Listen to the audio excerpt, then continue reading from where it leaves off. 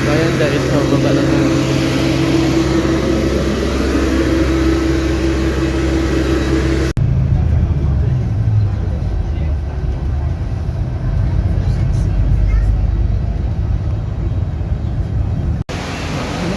Labo ng camera. Ay. Tingnan natin. Paglabas na dun guys sa airport, lakad lang kayo dito, hanapin nyo itong tricycle P here. Mas mura kasi kayo. Okay, mas mura kasi siya basta yung tricycle. Papunta na yung port. Yan.